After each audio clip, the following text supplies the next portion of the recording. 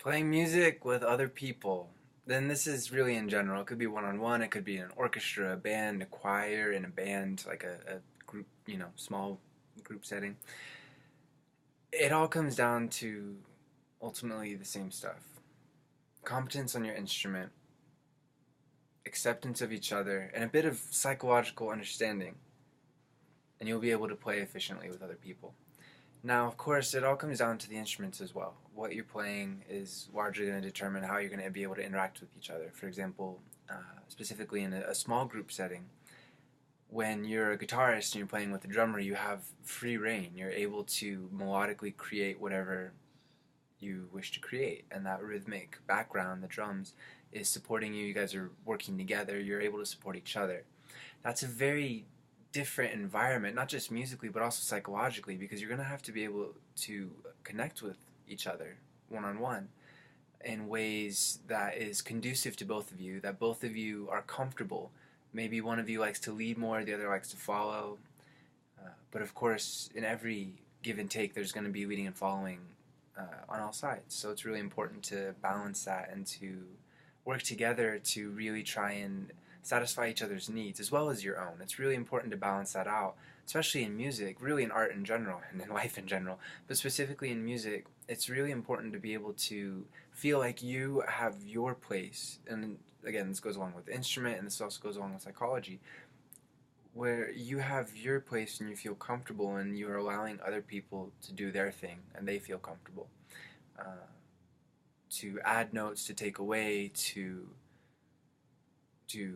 go for different styles of music and different genres. And this is especially in a band setting, a small group setting. It's really important to really understand each other as people as much as possible, and to understand each other's needs, and to just do your best to fulfill those needs. And again, as well as to be approaching the situation in the first place, knowing what you're going after. If you are a conductor, don't spend your time in a small group setting, or at least not the majority of your time. If you want a variety of stimulation, great. But do musically what calls to you, and say you're interested in being a band, but in this type of band, and your friends are playing this type of band. It's important to recognize that differing styles might be deeper than just a passing fascination with, oh, well, my friends really like EDM and I'm playing death metal, but maybe along the line we'll be able to fuse those styles. That's very possible, but it's important to understand each other psychologically, as I said before, and to understand each other's needs in that respect. Say somebody, that group of friends doing EDM are incredibly into EDM and they just want to completely focus on that. They really want to eschew all other styles. Um, in that case, then it's better not to try and spend your time trying to play with them. I have some friends who I've known for forever who I probably, well, I can't say probably, but most not probably, but most likely will never play music with. Who it's a good chance I will never play music with, and that's okay. As much as I support their art and vice versa, we're just not meant to play together. And they're fine people and whatnot, but we just are musically coming at music from just completely different angles in certain respects, not just stylistically, but also in our intent. What do we want? I have always wanted to be very ambitious and be in a small group setting that allowed each of the members to really shine in their own way. And honestly, I've realized this as time has gone on. I have the need to be more of an engine, to be a leadership role, and I don't have to be the leadership role, but in a band, I need to have that. And I also need to be in a band. I don't need to play for an orchestra. I don't need to be in a big band or a marching band type, or a choir or anything like that. I want that smaller group. While still, again, as I was saying, being ambitious and trying to bring in the big sounds of orchestras and whatnot. But even then, I as a musician, I need to learn how to score and whatnot. I don't need to go through that experience. I want to hire those people.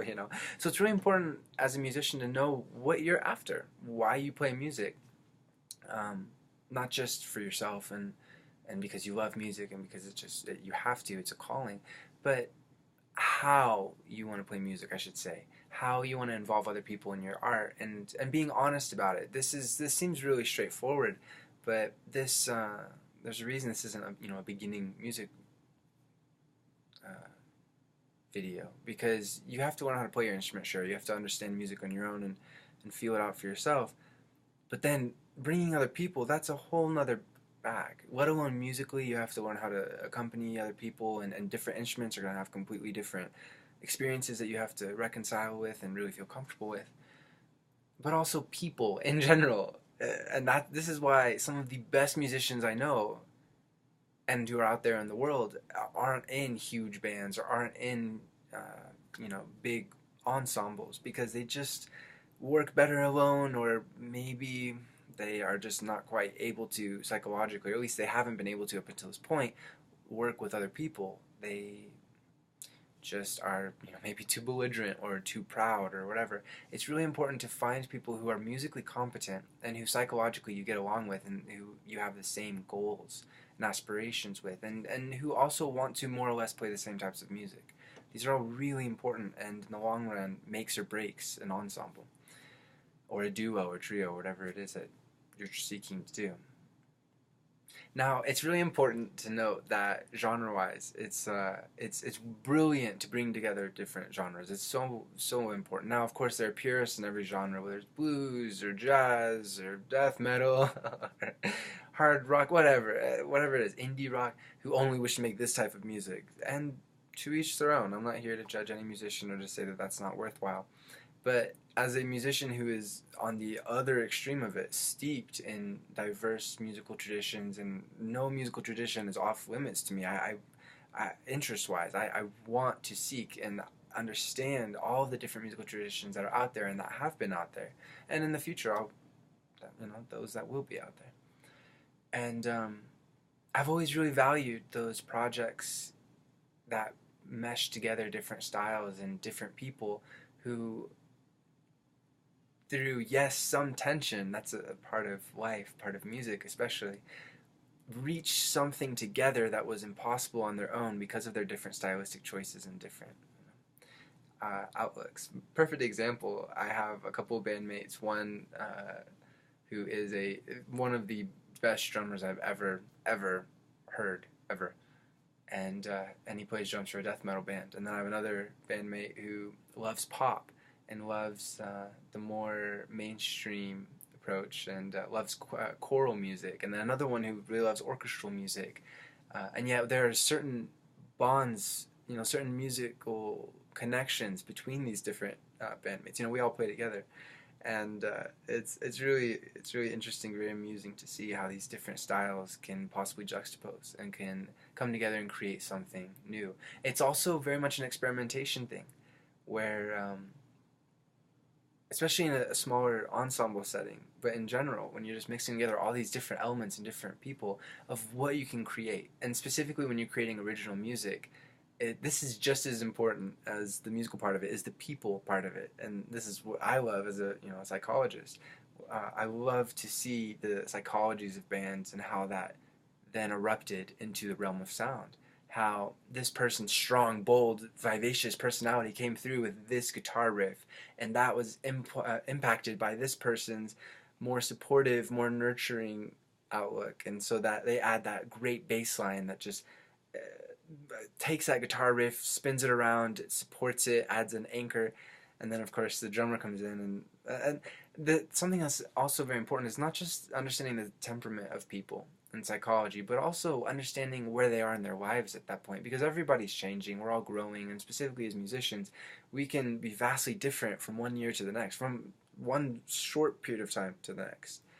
And it's interesting to see, especially in the history of musicians who've been playing for decades, to see their evolution and how certain challenges and trials that happened to them in their life entered their music. It filtered through their temperament, their psychology, and came out in this particular way.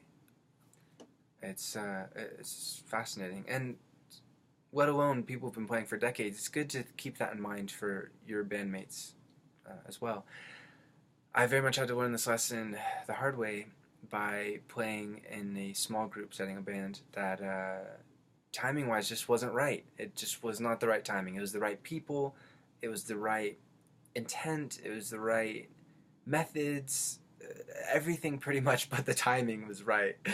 and that was enough for it to be shelved. And I urge you to accept that and to run with it, because when you're playing with other people, especially musicians, it's taken me a long time to realize this, and I actually had to have a non-musician friend point this out for me to really it to sink in. Musicians, on the one hand, you know, we're mystical, wonderfully sensitive, poetic creatures. On the other hand, we are unreliable as fuck. We are so unreliable in a lot of ways, and even the most pragmatic musicians lives their life kind of as if they're on an ocean in a sailboat and just making their way this way and that way, and even if they know that sailboat isn't going to sink, you know, to addiction or sudden accidental death. What else are common musical obstructions? Ego. Even again, the most reliable musician that you can have is still going to be a musician, and there's going to be that sense of calling, that sense of adventure, and that sense of I don't know where I'm going next.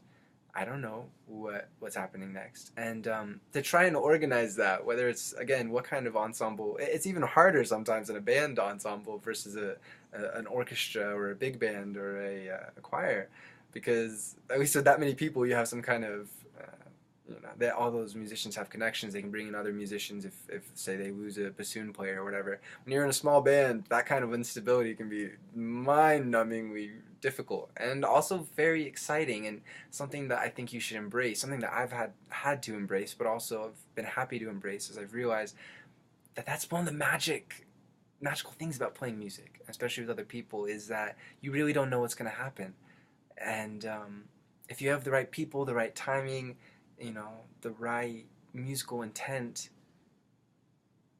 anything could happen, and that's magical and unstable as all hell. And to embrace that instability, that just, you know, life is always changing, we're always changing, musicians embody that more than most individuals, but that's a good thing. And it's good to encourage your other musicians to explore different kinds of music, to get out there and to play with other musicians, and to really stretch themselves to try and cover new musical ground as an individual, let alone together. And also to do that as a human being, as a person, to stretch themselves and to cover new grounds of experience. Because inevitably, and this is something that's really, and I'll have to do another video for this little point, but it's interesting to note that music is so intangible. It's fascinating that on the one hand you can prepare for it, you can actively be productive, and you can create, but to really create something that comes from the heart and that also utilizes the mind and just is gratifying to your soul, you can't just work that into existence. You have to have that all chemicalized perfect bonding moment as an individual and playing with other people as well. And when that happens, it's magic, but it's impossible to control, really. So embrace that. Embrace the fact that you can't control other musicians, and embrace the fact that you can't be controlled. You can't, no matter how much you may be productive and all that stuff, and train and practice, still the music will come when it comes, and you have to live life to let that music really filter through you. And so, as I said, it's important to encourage your fellow musicians to live life as well and to get out of their boundaries. One of the worst things you could do, and again, I've learned this from personal experience as a musician, is to cling. Don't cling to your bandmates. Don't cling to those around you, consciously or subconsciously. It's interesting because consciously I was very free. I was like, yeah, you guys do that, whatever, yeah, whatever you want to do, yeah. But subconsciously I was, in my earlier years, probably about 5 years ago now or so, when I was really active in that band, that the timing just wasn't right. Subconsciously I was putting so much pressure on them, and it was really killing the art, and it led to it was part of why the timing just wasn't right, because I wasn't quite ready, you know.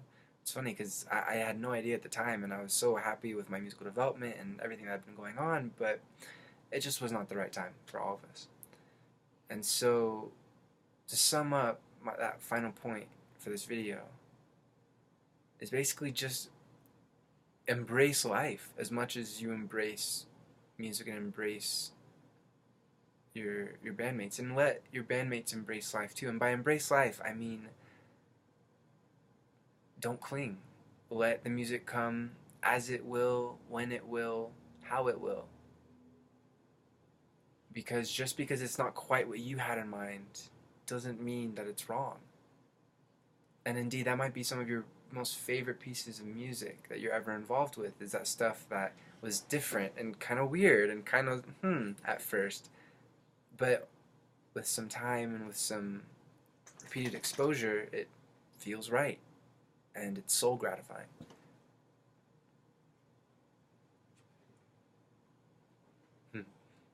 Infinite love to you, friend. Peace.